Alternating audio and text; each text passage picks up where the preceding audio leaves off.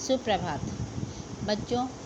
पिछली कक्षा में हमने पाठ 4 शब्द और वाक्य पढ़ा था और आप यह सभी अच्छी तरह से समझ गए कि वर्णों के सार्थक मेल से ही शब्द बनते हैं और शब्दों के सार्थक मेल से वाक्य बनते हैं। सार्थक शब्दों को मिलाने से ही वाक्य बनते हैं। निरर्थक वर्णों के मेल से निरर्थक शब्द बनते हैं जिनका कुछ भी अर्थ नहीं होता, और निरर्थक शब्दों को मिलाने से वाक्य निरर्थक बनते हैं, और जिन वर्णों का कोई मेल नहीं होता वह निरर्थक कहलाते हैं। और आज हम इस पाठ को समाप्त करेंगे, इसलिए आप यह बात अच्छी तरह से जान लें कि किसी भी वर्ण को मिलाने से यदि कुछ अर्थ समझ में आ रहा है तो वह सार्थक है, चाहे वह शब्द है चाहे वो सार्थक वाक्य है। और यदि किसी वर्ण या शब्दों को सही क्रम से नहीं लगाया तो वह कुछ भी अर्थ नहीं देगा और हमें कुछ भी समझ में नहीं आएगा। इसका मतलब वह निरर्थक है। जैसे कुछ शब्द हम यहाँ लिखते हैं, जैसे पानी वानी, चाय वाय, खाना वाना।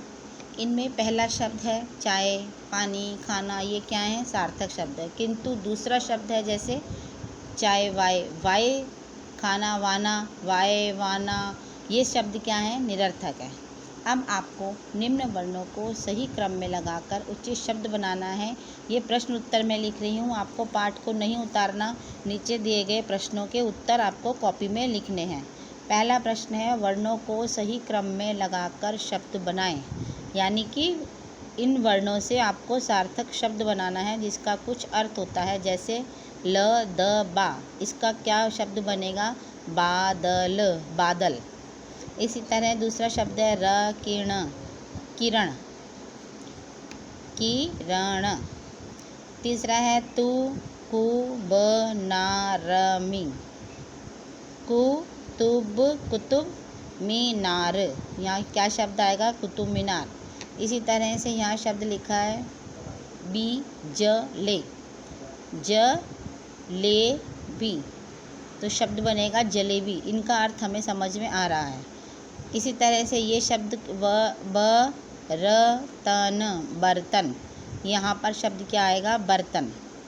और ये शब्द है रा, गु, ती, ज, यानी गु, ज, राती, गुजराती, यहाँ पर शब्द क्या आएगा? गुजराती। इसी तरह से दूसरे प्रश्न में आपको उचित शब्द भरना है और वाक्य को पूरा करना है। शब्द वही आएगा जो सार्थक अर्थ देने वाला होगा। जैसे कि बोली मीठी होती है।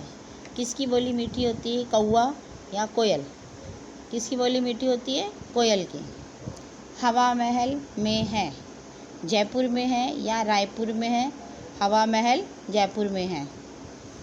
सूरज दिशा में उदय होता है। सूरज कौन सी दिशा में? उदय माने निकलता है। सूरज किस दिशा में निकलता है? पूर्व दिशा में। सूरज दिशा में अस्त होता है। किस दिशा में अस्त होता है? यानी सूरज छिपता किस दिशा में है? पश्चिम में। सूरज पश्चिम दिशा में अस्त होता है। प्रश्न नंबर 3 में नीचे शब्दों को सही क्रम में लगाकर उचित वाक्य बनाना है। ये शब्द तो हैं सार्थक, लेकिन इनसे आपको वाक्य बनाना है क्योंकि ये वाक्य सार्थक नहीं है। जैसे रीना आई से कार, अब इसके स्थान पर क्या आएगा? रीना कार से आई। रखी रसोई है टोकरी में, रसोई में टोकरी रखी है। मिठास है में गन्ने, यानी कि गन्ने में मिठास है। रहा प्रवीण है घूम, प्रवीण घूम रहा है। ठीक है, इस तरह से आपको सही वाक्य सही क्रम में इसको बनाकर लिखना है। होमवर्क में आपको यही करना है, पूरा पाठ नहीं उतारना। प्रश्न 1, 2, 3 को कॉपी में लिखना है और याद करना है तथा इसके उत्तर सही व साफ साफ लिखकर याद करने हैं। वाणी, बोली या शब्दों का हमारे जीवन में बड़ा महत्व है। हम जो बोलते हैं उस बात का सुनने वाले पर बहुत प्रभाव पड़ता है। मधुर शब्द मतलब मीठी बोली।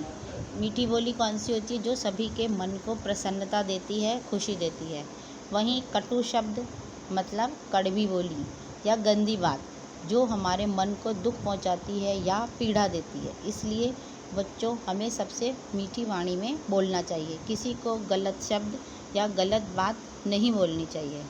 इसी के साथ पार्ट 4 यहाँ समाप्त होता है। अब आपको राइटिंग पेज में छोटी ई और बड़ी ई की मात्रा के शब्द एक पेज में साफ साफ लिखने हैं। बीच में लाइन खींच के दोनों तरफ आपको ई और ई की मात्रा के शब्द लिखने हैं। धन्यवाद।